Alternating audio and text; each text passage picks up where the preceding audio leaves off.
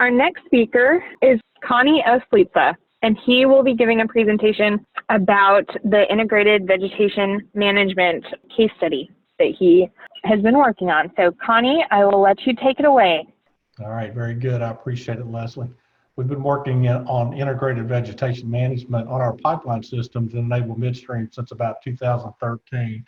And the photo you see on the left is one of the first spots that we went to work on our BT1 system in northwest Arkansas.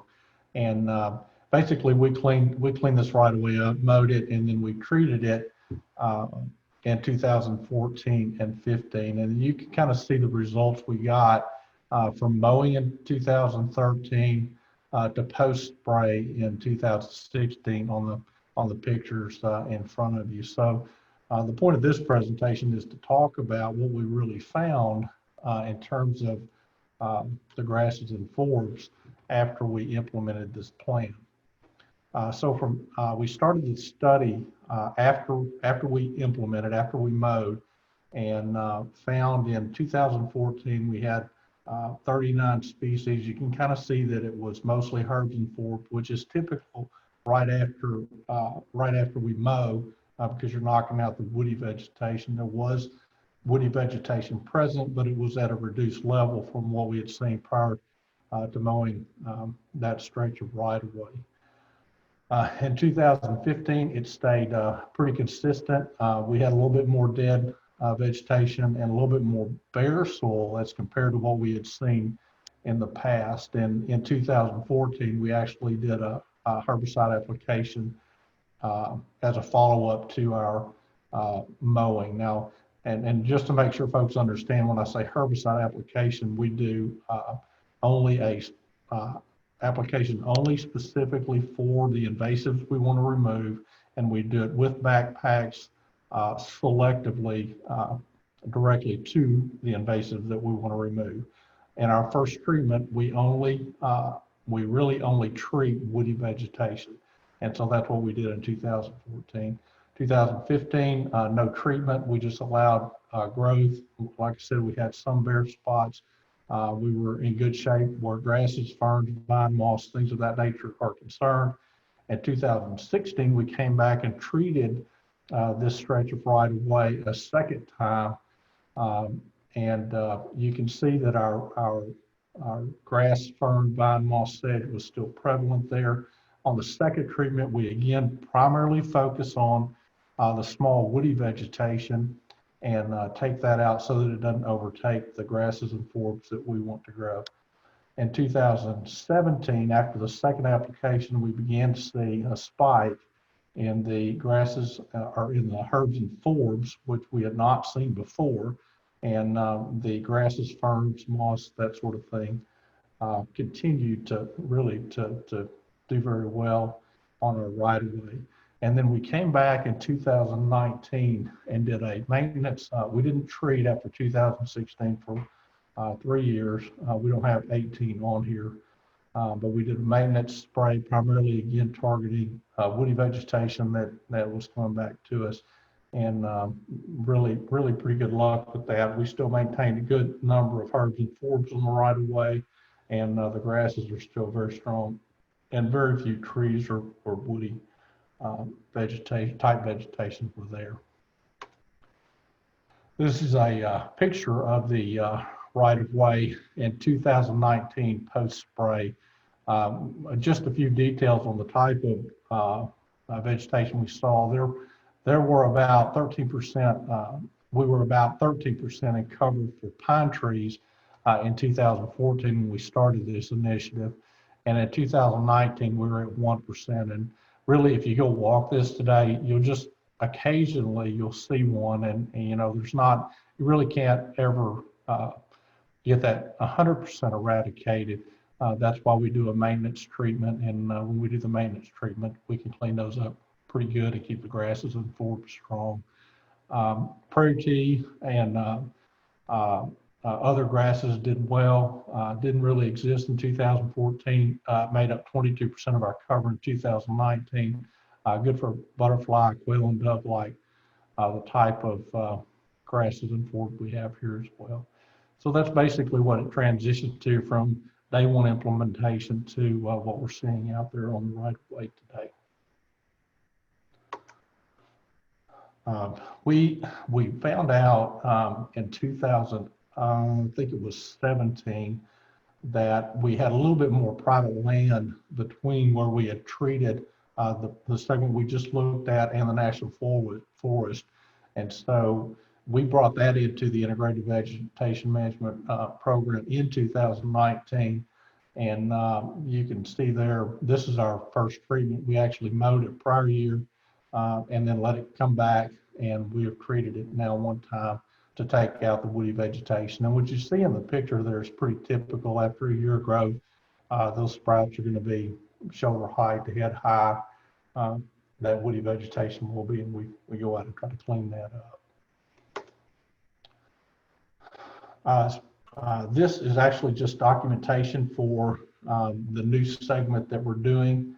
You can see the clean segment where it's been an IVM since 2013 in the background on the right-hand side.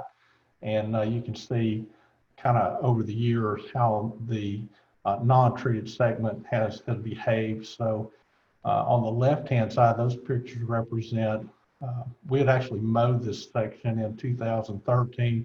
It was already grown back up. In 2015, went through another mowing cycle, and then you could see it in 2017. It was just crazy tall. I think gentleman in the picture is 6 foot tall, and he was pretty covered up in that. And then in 2019, this is just a shot of some of the herbicide application where we treated the woody vegetation. And we're going to start documenting our plant growth in this new section too, so we can see what the changes look like. Just as a comparison, this is when we do mow only, this is typically what we see.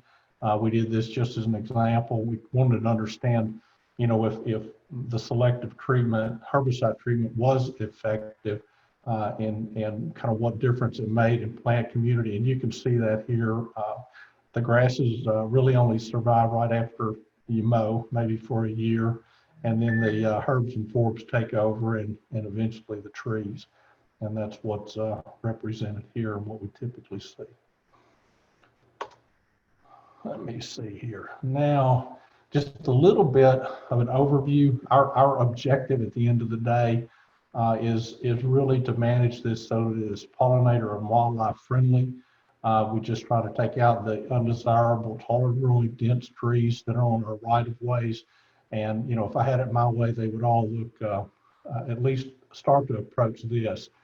We do like to keep a little more of a fettered edge than this picture depicts. In some areas that works, in some areas we just don't get as much of it. It's more the lower growing grasses, and that's what we're seeing in this picture here.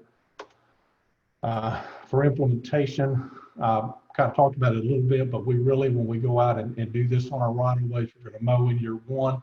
We're going to selectively treat in year 2, really looking for woody vegetation. In year 3, we're going to selectively treat again, primarily focused on woody vegetation. However, we will look at it, and if there are other unwanted non-native vegetation types that are coming forward, we will treat those as well. And then because of the regulations in the pipeline industry, we really have to maintain a little more control directly over the pipe. We have to have line of sight to our markers. And so we'll treat that as such a way to keep that grass under 4 foot tall, or those grasses and forbs under 4 foot tall, so we can see those markers and meet our requirements from PHMSA. Once we get through that, we really do a maintenance spray. And it kind of depends on where in the world we are.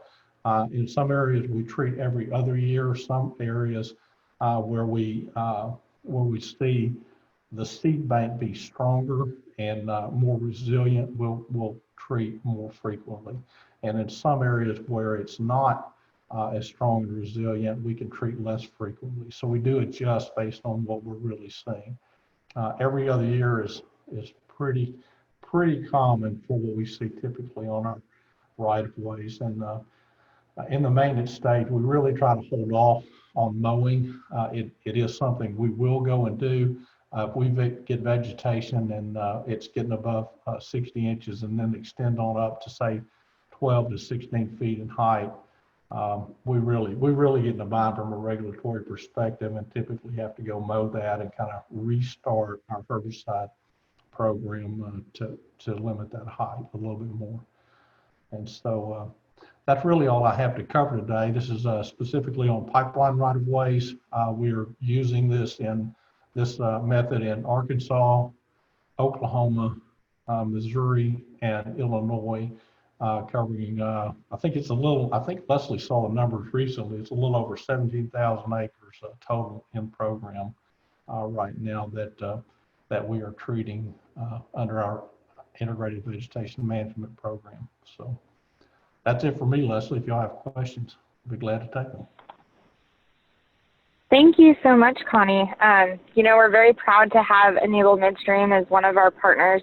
They've been really instrumental in helping us reach our public and private rights-of-way habitat goal for those that were able to make my partnership presentation yesterday. If you have any questions for Connie about this program, please enter them in the chat box. It's a great program, and a lot of various partners and rights-of-way stakeholders across the state have reached out to Enable, and they're very kind to share any and all information with you. So if you have any questions about the program and you're watching this recording, I know that if you reach out to Connie, he'd be happy to answer any questions and share their knowledge. You bet. Okay, I'll give it just a few more minutes because I know you've got to get going, Connie.